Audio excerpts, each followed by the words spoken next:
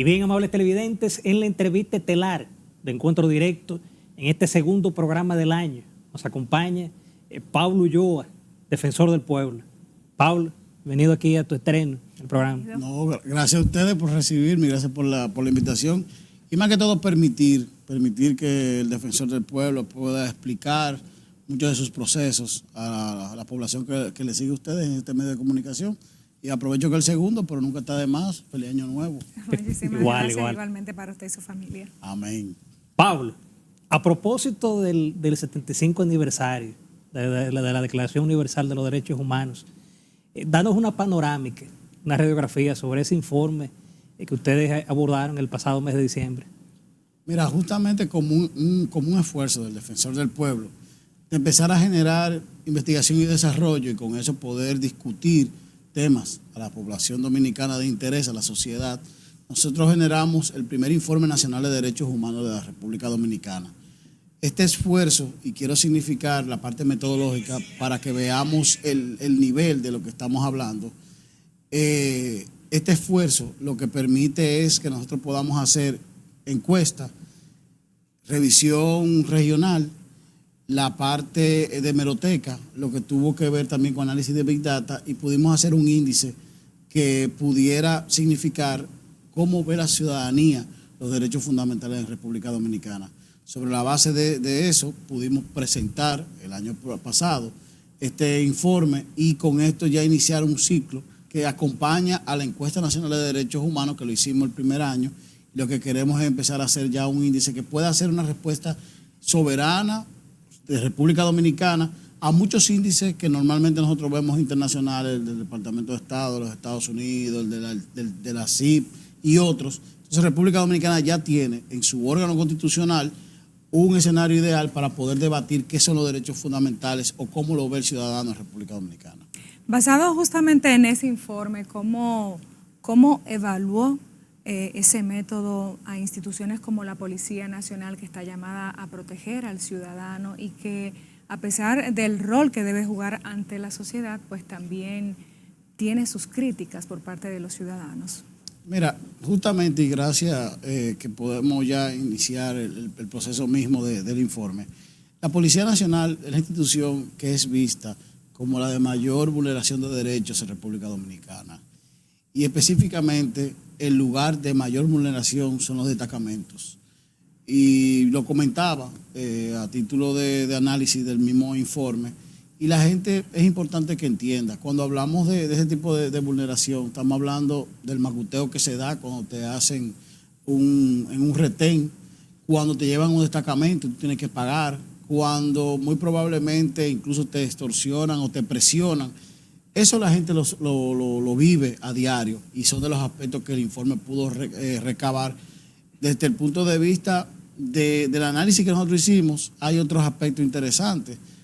El derecho más vulnerado en República Dominicana es la salud. Increíble. Y la parte de la integridad física, que lo significaba con la Policía Nacional, termina siendo uno de los derechos que más se conocen, al igual que el derecho a la vida. Cuando analizamos justamente la población que menos conoce sus derechos, lastimosamente son los más jóvenes, los de 18 a 24 años, y en este caso son los que tienen menor ingreso. Por lo tanto, hay un trabajo pendiente muy fuerte desde el punto de vista de la formación, de la divulgación, de la promoción de los derechos, que nosotros tenemos que tratar de lograr para que más personas conozcan sus derechos y sus deberes. En el caso del informe, Pablo, lo que es la seguridad ciudadana, la salud, la delincuencia, ¿trataron esos temas? Sí, y justamente posterior al elemento del levantamiento de la información, sí hicimos diferentes análisis porque como hicimos consulta a nivel regional, implicó que el mismo ciudadano nos decía dónde estaban los problemas. En el tema de la justicia, por ejemplo, tiene que ver con el debido proceso, pero también en la prontitud. Por eso, cuando el presidente de la Suprema Corte de Justicia presentó su rendición de cuentas, yo significaba justamente que la mora judicial es un gran problema, que ya en la Suprema se está superando, pero en los otros tribunales no pasa así. Pero también la interconexión que tiene que haber entre la policía y el Ministerio Público tiene que darse más frecuentemente.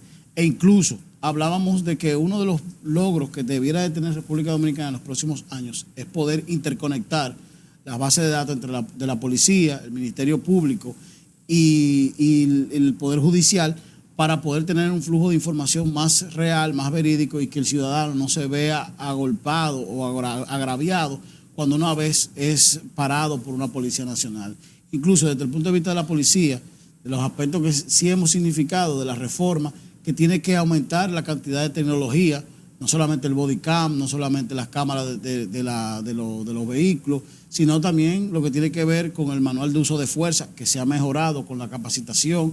Ha habido un aumento salarial indiscutiblemente a los policías, pero ya hay un proceso en el cual tanto el sistema informático como el uso de tecnología propiamente pueden ayudar a que la policía, una vez cometa un exceso, que lo puede cometer, lo va a cometer y lo comete en cualquier parte del mundo, pueda ser fácilmente auditable y se identifique claramente qué fue lo que pasó y ahí tú puedas generar un informe de la vulneración del derecho. Al igual que los destacamentos tienen sus características y eso es parte de lo que nosotros significamos en el informe propiamente.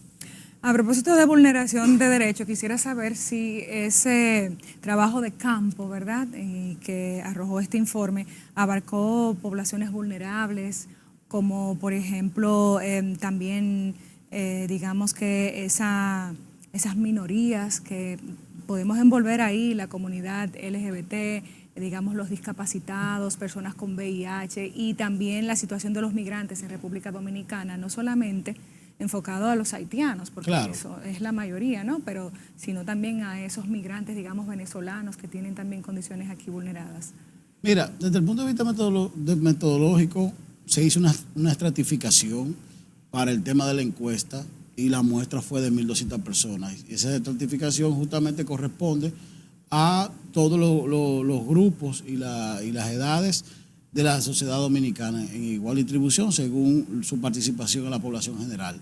Además, se hizo un recorrido a nivel nacional haciendo una captura de información a nivel de regiones. Nosotros dividimos el territorio en 7 lugares y empezamos ahí un primer trabajo de campo. Lo demás tuvo que ver con el análisis de hemeroteca, por lo tanto los medios de comunicación fueron excelentes para nosotros y un puntual que tengo que significar porque fue un apoyo y el análisis de Big Data por igual.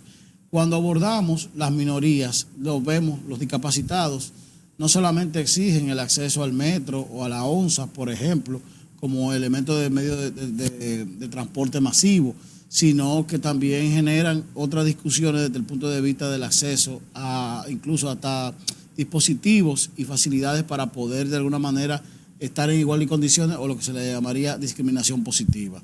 Desde el punto de vista de los migrantes, sí hay que significar que sale reflejado en el informe e incluso en el análisis posterior es cómo podemos lograr que tanto el Ministerio de Interior y Policía y el Ministerio de Trabajo mantengan un flujo de información que permita, uno, garantizar que la frontera, independientemente de que sea de las Fuerzas Armadas, pero hay un control que el Ministerio de Interior tiene que tener y el Ministerio de Trabajo con la fiscalización que se tiene que dar en todos los lugares de trabajo para cumplir la regla de 80-20 de nuestro Código Laboral, pueden generar ese mecanismo de fiscalización que necesita la sociedad dominicana. Y desde el punto de vista de la comunidad LGBT, indiscutiblemente hay un sesgo muy marcado de lo que es la burla y lo que es en algunos casos hasta discriminación.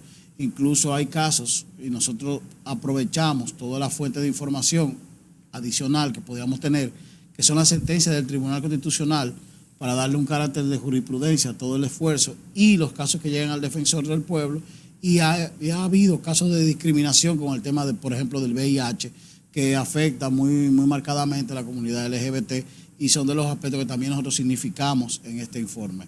El esfuerzo del defensor en este informe es justamente generar que la opinión pública esté consciente de situaciones que suceden, que alguno de nosotros puede ser que no nos llegue directamente, pero el rol del defensor es tensar la sociedad para que puedan recibir los bienes y servicios que plantea el Estado Social y Democrático de Derecho todos los dominicanos y todas las dominicanas. Y de esos temas fundamentales, Pablo, que te preocupan, que aparecen en el informe, pero que de tú darle seguimiento en este nuevo año. Mira, yo creo que hay uno que tengo que significarlo de inicio a partir del informe, que es la reforma que tiene que existir de la Ley de Seguridad Social una vez concluye este proceso eleccionario. La Ley de Seguridad Social, contemplada desde el 2001, implementada desde el 2002, tiene una serie de aspectos que nosotros no hemos podido concluir. Por ejemplo, el régimen de atención primaria incluso la correspondencia que tiene que haber entre las farmacias del pueblo con las unidades de atención primaria. Son 600 farmacias del pueblo que hacen un buen trabajo, sí, pero cuando tú lo comparas con 2.000 unidades de atención primaria te das cuenta que hay un gasto de bolsillo que el ciudadano está asumiendo que le cuesta, y ese costo es muy marcado, porque realmente quienes utilizan ese tipo de servicios son los de menor estrato social, o sea, por lo tanto no tienen tanto dinero. La ley de seguridad social, la parte de la fiscalidad del Estado, le hace reforma fiscal, lo que conllevaría los nuevos ingresos, es también un tema a discutir, porque en ambos casos prácticamente el 60% son informales. Por lo tanto, el peso a la sociedad le está cayendo prácticamente al 40%, que es el que paga. Es el que paga seguridad social, pero es que paga los impuestos. Y con los impuestos se supone que nos tienen que redistribuir la riqueza para que todos podamos tener el transporte, vivienda, educación, salud y trabajo de calidad. Adicional, hay que implementar realmente el pacto eléctrico, porque la parte de la energía eléctrica en República Dominicana está significando una carga muy fuerte. Lo que tiene que ver justamente con qué vamos a hacer con la educación es otro debate que tiene que generarse en República Dominicana, porque estamos invirtiendo el 4% del Producto Interno Bruto. Por lo tanto, es necesariamente un punto de enfoque para todo un proceso de reforma social, y un elemento que ya va a ser luego de las elecciones es analizar esos proyectos de gobierno que plantean los partidos con la ley y con la estrategia general de desarrollo que se plantea, para ver cuál es la sociedad que vamos a tener a futuro, porque planteamos en el 2030 el corte de la ley, pero justamente hay que darle una mirada continua para ver qué tanto nos estamos juntando a los indicadores de desarrollo que nos planteamos como sociedad. Pablo, en el principio de la conversación planteaste que en el informe se evidencia que uno de los derechos más violentados es el de la salud en República Dominicana, y fuera de los escollos de la ley de seguridad social que está pendiente, o más bien la reforma, y que fue uno de los puntos neurálgicos que debe quedar en la agenda, ¿verdad?, para el 2024 en el Congreso, ¿cuáles fueron esos puntos que evidenciaron esa violación de derechos humanos ya en el aspecto de salud? Si fue en hospitales, si fue con negligencias médicas, en centros privados, y si hay algunos casos puntuales que haya llamado la atención de la Defensoría del Pueblo. Mira, por ejemplo, hay unos temas que afectan directamente a los de menor recursos, y es cuando fallecen los pacientes. Muchas veces los cadáveres no quieren ser entregados a los familiares para su sepultura, y hay un conato de conflicto. Ahí el Defensor del Pueblo ha incidido en muchos casos de manera directa. Lo que pasa es que también hay una reflexión en cuanto a políticas públicas, y en ese sentido quiero significar, nuestra ley de seguridad social planteaba 3 regímenes: el subsidiado, el contributivo y subsidiado. Por un tema de poder lograr que todos los dominicanos tengan acceso a la salud, lo cual es correcto, nosotros no hemos podido lograr que todo el mundo pase a los regímenes que correspondan, y la gran mayoría están en el régimen subsidiado. Lo lógico es un proceso de transformación, que nosotros podamos sincerizar la parte desde el punto de vista del aporte que hace cada quien a la salud. Tendremos necesariamente que lograr una distribución equitativa en esos 3 regímenes.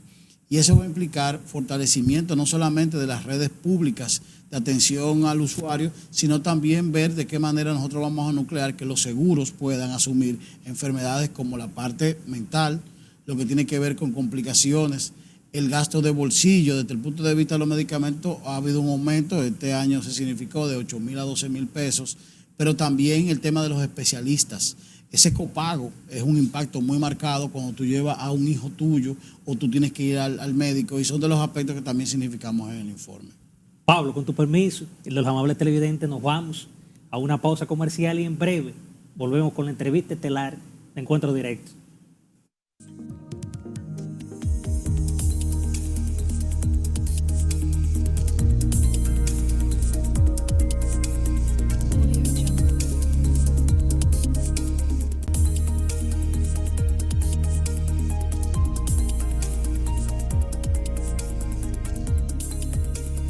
Continuamos con esta interesante entrevista con el Defensor del Pueblo, don Pablo Ulloa. Don Pablo, de verdad que hemos conversado muchísimos temas interesantes que desconocíamos aquí y sobre todo a profundidad. Así ha podido esbozar brevemente este interesante informe que ha elaborado la Defensoría del Pueblo y creo que ha marcado un precedente en el país. Así es que también quisiera yo abordar su pasada experiencia como presidente de la Federación Iberoamericana de Defensores del Pueblo. Recuerdo que una vez participó en un congreso en Barranquilla, Colombia, y ahí se abordaron temas fundamentales que afectan a la región. Y viendo uno ahora ese actual contexto que está golpeando a Ecuador, que mantiene a la población bastante preocupada y por supuesto a las autoridades que han tomado medidas cruciales, quisiera yo saber, ¿verdad?, si dentro de esa red de contactos que usted estableció como pasado presidente de los Defensores del Pueblo iberoamericanos, si hay alguna acción contundente a tomar ahora, y básicamente porque en ese encuentro regional también se abordó de fortalecer la democracia y los derechos humanos en Latinoamérica. Mira, voy a aprovechar para hacer un poco el elemento histórico del caso ecuatoriano, que se parece mucho a otros pueblos centroamericanos, y es importante que nosotros hagamos esta reflexión porque Guatemala está también viviendo una situación difícil. El caso ecuatoriano y las cárceles viene de hace varios años. Incluso yo me recuerdo en varias actividades internacionales como Walter, el defensor de Ecuador, que tiene un rol también muy activo en las cárceles, me enseñaba videos de cómo mataban a los reclusos, lo cortaban y lo quemaban dentro de la misma cárcel. O sea, el caso de las bandas criminales, y eso es importante que nosotros como sociedad analicemos, porque todo parte del narcotráfico. Sí. Y en eso nosotros tenemos que ser sumamente fuertes. No podemos permitir que el narcotráfico se apodere de nuestra sociedad y mucho menos de nuestras cárceles. Y el crimen organizado tiene ese mecanismo de extorsión, de chantaje, de presión, e incluso ahora de levantamiento frente al Estado, como ha querido hacer en el caso de Ecuador. Las cárceles ecuatorianas están tomadas por el narcotráfico y el hecho de que se emite un decreto con la fortaleza de declarar un conflicto interno termina siendo ya que el orden tiene que establecerse. Desde el punto de vista de los defensores, indiscutiblemente observamos la situación. Sí estamos dándole apoyo a Walter, que es el defensor de Ecuador, pero ahora mismo la situación es de guerra, porque al entrar ya el ejército como tal a tomar las calles, justamente en un estado de sitio. Incluso en el día de hoy, tanto la Unión Europea y otros países están significando que no visiten al Ecuador justamente por el nivel de riesgo. Es una lectura que tenemos que hacer de nuestras cárceles, por eso el defensor ha sido vehemente en el hecho de reducir la población penitenciaria en República Dominicana, por eso ha sido vehemente de combatir la prisión preventiva de una manera tan libre que a veces la ejercemos, que casi el 57% de nuestros privados de libertad son presos preventivos, de una población de 25.000 o 27.000, varían según los datos, pero estamos hablando de que prácticamente 16.000 son preventivos. Si tú a esa población carcelaria hacinada le metes el ingrediente del narcotráfico, del crimen organizado, tú estás teniendo una bomba molotov en potencia.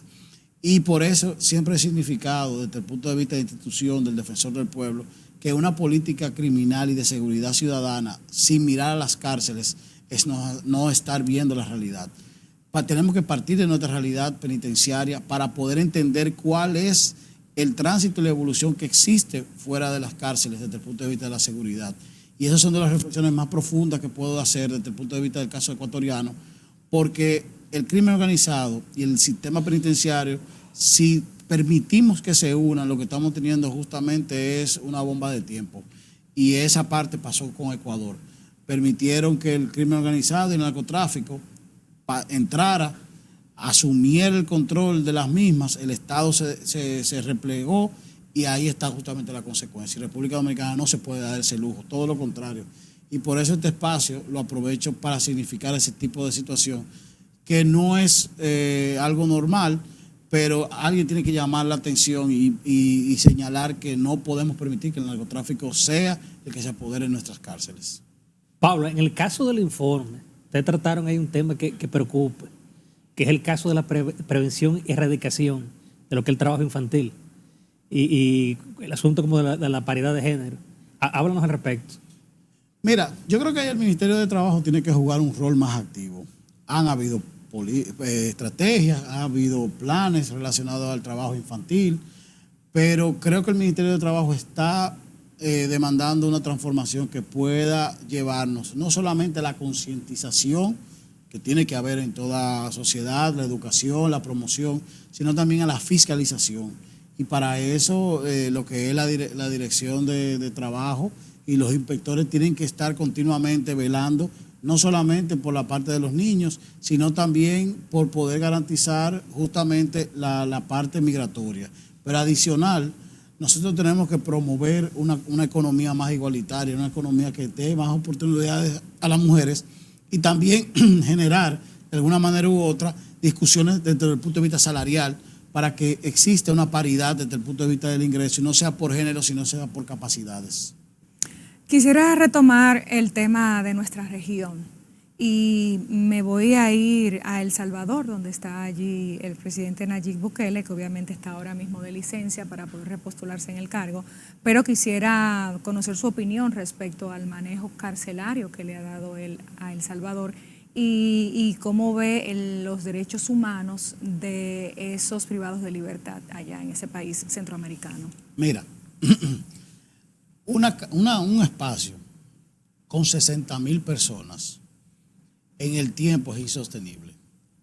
En un primer momento, indiscutiblemente, tú das un impacto inmediato a una sociedad porque, de alguna manera u otra, tú estás llevando a todo el que es, en teoría, y te digo teoría porque no ha pasado un debido proceso y es un elemento esencial dentro del tema de los derechos, tú le estás llevando a un recinto que le puede dar higiene, le puede dar alimentación, le puede dar lo que tú entiendas, pero si no hay un debido proceso que me signifique que esa persona cometió un acto delictivo concreto, todos somos vulnerables.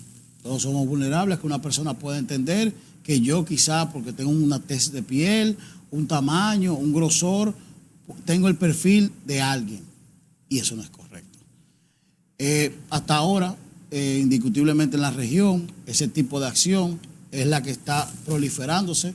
Incluso he visto muchos candidatos presidenciales en diferentes países que se plantean ser el próximo Bukele o aplicar la política Bukele. Y eso es un riesgo, porque estamos hablando de políticas de fuerza.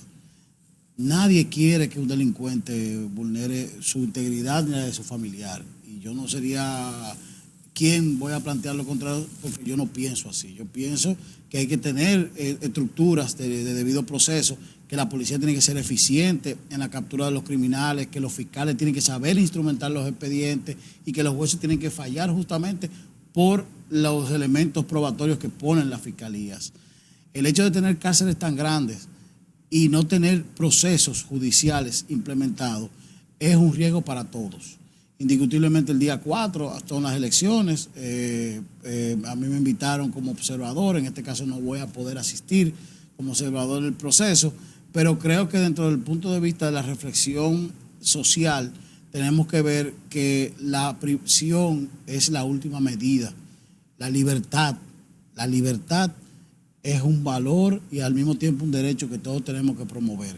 Nosotros hemos pasado por dictadura, quizá la generación de nosotros no la vivió en carne propia, pero no podemos promover régimen de fuerza, porque al fin y al cabo son democracias duras o tiranías blandas que se van a ir asentando. Yo creo que la democracia y la libertad son elementos que no podemos permitir que se nos vaya de la mano. Pablo, según tu punto de vista, ¿tú crees que el país ha mejorado en materia de derechos humanos? Mira, creo que sí. Ahora, hay que significar varios aspectos. Si lo vemos como un todo, te diría inmediatamente el sí. Pero cuando tú ves un crecimiento económico que supera el 5% por 40 años y tú ves un índice de pobreza tan alto, te sorprende. Cuando tú ves los indicadores de PISA y de las demás pruebas internacionales desde el punto de vista de educación, te sientes mal. Cuando tú ves el alto índice de embarazo infantil, te sientes mal. Cuando tú ves la baja cobertura que puede haber dentro del sistema de salud, te sientes mal. Cuando tú ves el déficit habitacional, te sientes mal. Te pongo todos esos indicadores de carácter social porque esos son los derechos fundamentales. tenemos que ver los derechos fundamentales, vamos a decir, dentro de 5 ejes, si fuera socialdemócrata la visión, que es trabajo, transporte, vivienda, salud y educación, y sobre la base de esos ejes debiera girar todas las políticas sociales. La discriminación positiva que se da con los programas sociales de asistencia son importantes, pero si tú no reencausas a esa familia o a esa persona a que pueda tener mejor educación y con eso insertarse al mercado laboral, no estás haciendo nada. Nosotros tenemos que profundizar los procesos de políticas públicas que lleven al empleo, pero un empleo de calidad.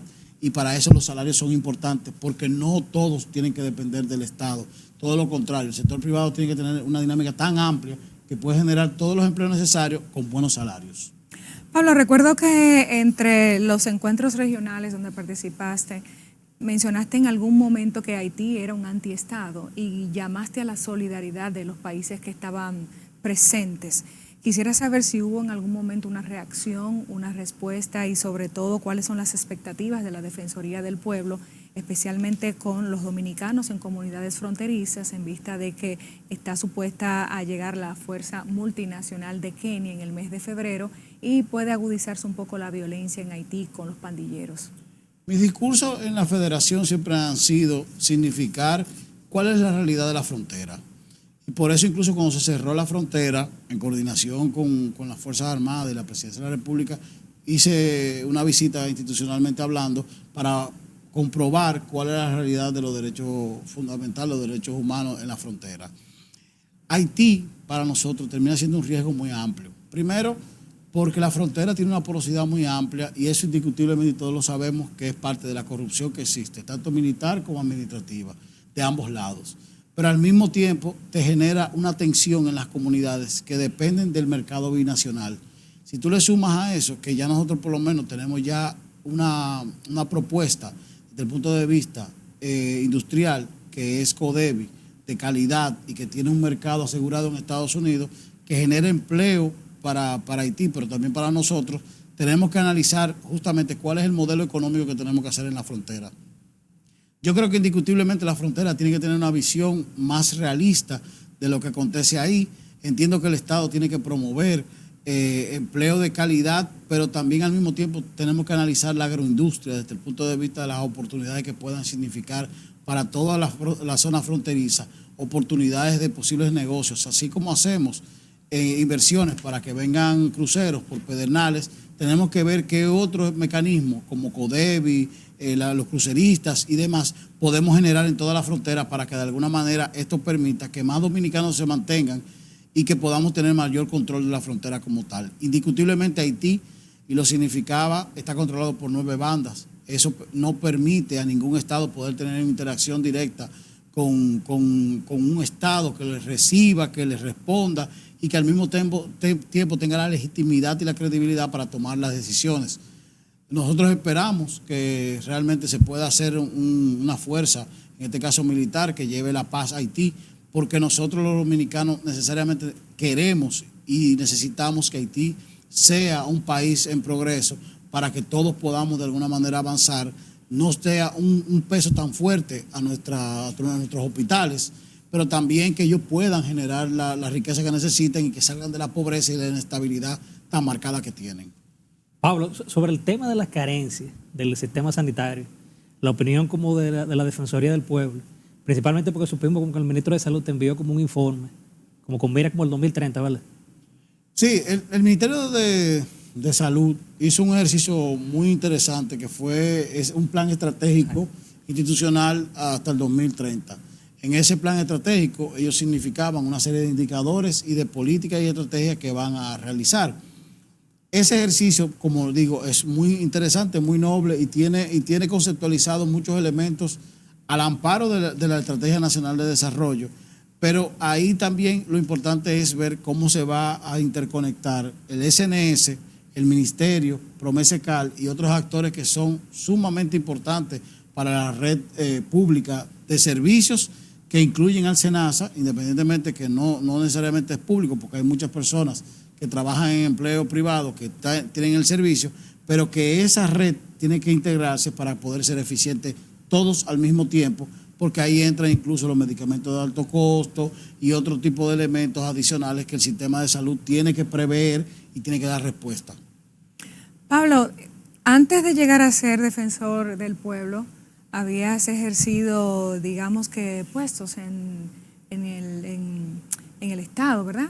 Y fuiste, de hecho, el primer director ejecutivo que tuvo el Tribunal Constitucional, es decir, que ahí jugaste un rol preponderante y estratégico. Quisiera conocer tu opinión sobre la selección que se ha hecho, o la elección más bien de los nuevos miembros del Tribunal Constitucional.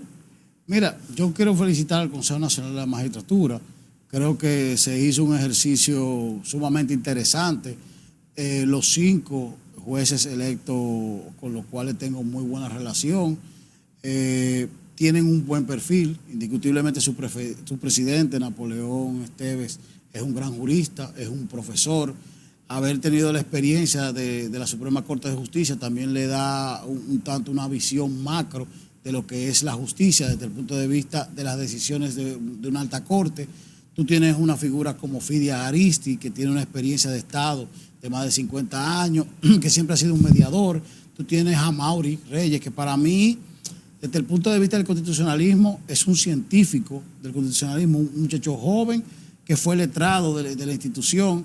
Y como eso, está Sonia Díaz, que viene de Participación Ciudadana y es una gran activista en cuanto a la igualdad, en cuanto a la equidad, en cuanto a la transparencia.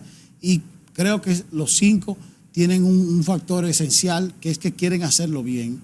El tribunal ha venido en un proceso de transformación. Primero salieron una camada de 4 jueces, luego salió una camada de 5 jueces, ahora sale la última parte, 5, 9 y 12 años. Creo que se ha ido construyendo una institucionalidad, se ha ido generando una cultura de la calidad, y me recuerdo que en el caso mío me tocó sacar el RNC y gracias a Dios cuando me fui fue ya certificado en norma de calidad todo el sistema del tribunal, y se ha mantenido lo que es la promoción, la divulgación. Tengo buenas expectativas de que con la nueva presidencia y con el nuevo tribunal podemos nuclear esfuerzos, por ejemplo, para la constitución animada para niños y niñas adolescentes que llegue a todas las escuelas, lo que tiene que ver con un proceso de divulgación de derechos y deberes, el catálogo mismo de la parte de la Constitución de la República, y trabajar mucho en lo que termina siendo la educación constitucional, que es una línea de acción que yo sé que Napoleón, como un gran docente, y en el caso del defensor del pueblo, que significamos la parte educativa como misional, tenemos muchos puntos en común, y realmente tengo mucha fe en lo que va a venir. Pablo, finalmente, el proyecto ya en carpeta en este año nuevo 2024 en el caso de la Defensoría del Pueblo. El tema cárceles, nosotros hicimos una primera aproximación desde el punto de vista cualitativo de las cárceles de la República Dominicana. Vamos a ampliar con la parte ya cuantitativa para tener entonces un estudio de 2 modalidades, cualitativa y cuantitativa. El tema niño, niña y adolescente, las certificaciones internacionales, vamos a concluirlas. Logramos ISO en temas de atención al ciudadano, ahora viene antisoborno, viene Government Compliance, cumplimiento gubernamental, y Dios mediante vamos a tener la certificación de Naciones Unidas como la máxima institución de defensa de derechos de la República Dominicana, independientemente de nuestra Constitución. Esto sería una certificación mundial que ya nos avala frente a cualquier discusión relacionada con derechos humanos en República Dominicana, tanto en actividades en Ginebra o en Nueva York, que es donde están las 2 sedes, pero más que todo ya le da una gallardía, un estoicismo, un nivel a la Defensoría del Pueblo o al Defensor del Pueblo, que van a significar un trayecto para poder lograr esos 49 resultados que nosotros planteamos en nuestro plan estratégico institucional. Con esto creemos que estamos consolidando e institucionalizando el Defensor del Pueblo para poder rendir cuentas de manera oportuna cada 14 de junio, como hasta ahora lo hemos hecho, pero más que todo pensando en el porvenir de una institución que es garante de los derechos fundamentales, pero para eso tiene que velar por la buena administración pública. Bien, Pablo, ha sido un gran honor haberte tenido aquí en el programa, el primero, esperando que sea el primero de muchos. Dios mediante. Y nada, muchos éxitos. Y gracias a ustedes por recibirme, de verdad que sí, y permitir hablar de un elemento tan importante como es el Informe Nacional de Derechos Humanos de la República Dominicana. Gracias, Pablo. Gracias a ti y éxitos con esos Amén. planes muy ambiciosos. Amén. Bien, amables televidentes, nos vamos a una pausa comercial y en breve volvemos ya a la rectica final de encuentro directo.